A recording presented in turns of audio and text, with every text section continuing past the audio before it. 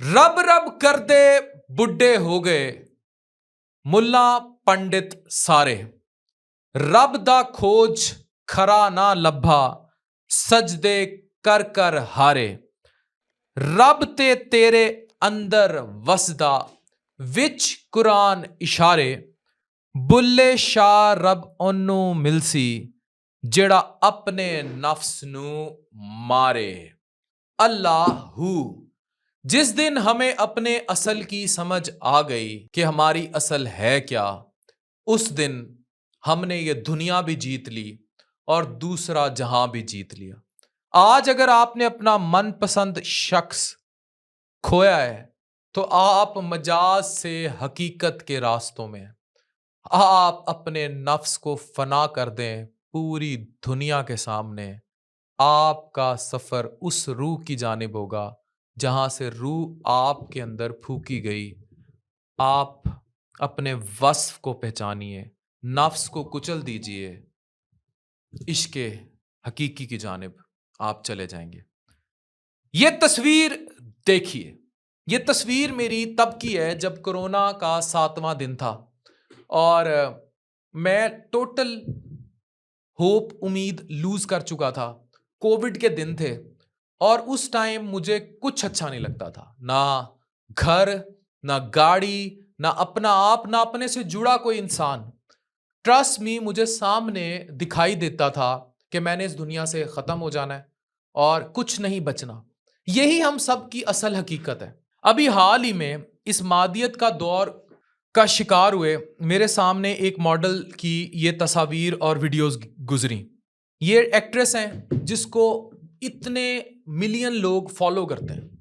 कितनी खवातीन होंगी जो इस जैसा बनना चाहती हैं, इस जैसी आइडियल लाइफ गुजारना चाहती हैं, लेकिन शायद हम सब उस आइडियलिज्म की डेफिनेशन भूल गए हैं। याद रखें, आप मादियत के पीछे भागते हुए, मादियत में पैसा, ज़र, ज़मीन, दौलत, शोहरत सब शामिल है। क्या आप अपनी सेल्फ रिस्पेक्ट को सेल्फ इस्टीम के साथ ट्रेड तो नहीं कर रहे फॉर टेम्परेरी अपलॉज? आप अपना आप तो खो नहीं रहे। इसको देखें, ये इंस्टा पर कैसी पिक्चर्स डालना शुरू हो गई, अब ये इस किस्म की वीडियोस डालना शुरू हो गई, तो it means she need help. ये कहीं फंस के रह गई मादियत में। जिस्म नचा रहा है इसकी रूह को, रूह नाचना नहीं चाह रही। ये मैं आपको समझाने की कोशिश कर रहा हूं। एक इंग्लिश की कहावत है कि materialism feeds the ego but relationships nourish the soul. और वो ताल्लुक जो आपकी सोल को नरिश करता है, वो ताल्लुक अल्लाह का ही ताल्लुक है और उसमें रिश्ते एक हद तक काम देते हैं और उसके बाद वो काम देना बंद कर देते हैं, और रिश्ते भी वो जो पाक रिश्ते हों। याद रखें कि हम सब ये भूल ही बैठे हैं कि जिस अल्लाह की हम तलाश में हैं, उसका तवाफ हमारे दिल के अंदर मौजूद है। हमने दिल से अल्लाहू कहना है, वही रब मौजूद है। पूरी दुनिया बेशक खाल मारे, जब तक आपके नफ्स का जिन आप पर तारी है, ये जैसे अलीजा शाह उस मादियत पर चलेगी। और ये एक नहीं, हजारों लाखों ऐसी लड़कियां हैं जो अब टिकटॉक, इंस्टा पर वीडियो, पिक्चर्स, नंगी पिक्चर्स, दुबई के लिए अबू जहबी के अपार्टमेंट्स, गाड़ियां, फरारियां, ये सब कुछ मादियत के पीछे पागल है। नफ्स का जिन इतना बड़ा कर लिया, अब उसमें सेक्स भी शामिल है, उसमें शौहरत भी शामिल है, उसमें प्रेज भी शामिल, मादियत का प्रेज भी शामिल है। लेकिन अल्लाहू भूल चुके हैं, अल्लाह से लॉ भूल चुके हैं। दिल में बैठा अल्लाह, अलिफ, अपने दिल का तवाफ भूल चुके हैं। वही तो लॉ लगाएगा। मैं तो क्यों कहता हूं कि तहज्जुद के सजदों में 100 नकाबों में पड़ी खातून जिसको माजी में कभी इश्क हुआ और वो हकीकत से अपने रब की जानिब सफर कर गई और अपने शौहर और बच्चों की वफादार है, वो अल्लाह की वली है। क्यों कहता हूं? इसलिए कहता हूं क्योंकि वो इन रास्तों पर नहीं चली जिन गुमनाम रास्तों का शिकारी अलीजा और इस जैसी हजारों लड़कियां हो गई, छोटे मोटे घरों से, मिडिल क्लास फैमिली से।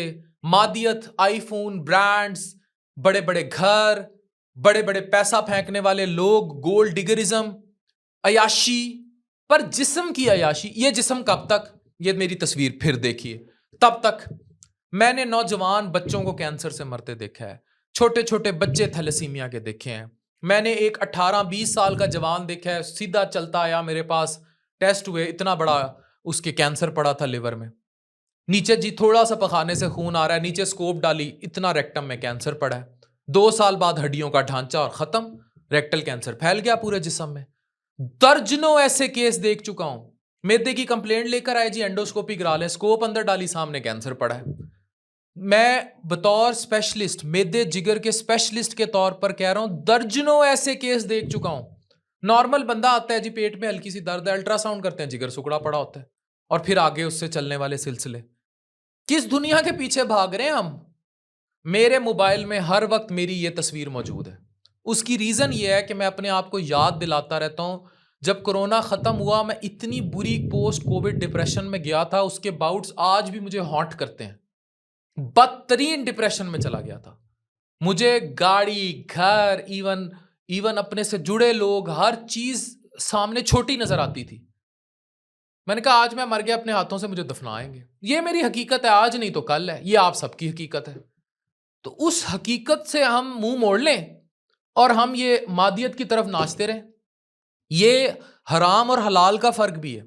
यही फर्क है जो मैं फैमिली वीलॉगर्स को, जो वॉशरूमों में अपनी बीवियां या बेडरूमों में दिखाते हैं, मैं उनको भी समझाता हूं कि यही हमलो जी की भी हकीकत है, यही उन 5 बहनों की भी हकीकत है, यही आपकी भी हकीकत है, यही 1 2 3 पिल्ले की भी हकीकत है, यही भोले रिकॉर्ड की भी हकीकत है। हम क्यों दुनिया भूले बैठे हैं और हजारों दर्जनों टिकटॉक पर बैठी हुई अपनी वीडियोस लीक करती, कराती, लोगों के हाथ इस्तेमाल होती, पैसे के पीछे पागल होती, अपने कपड़े उतारती।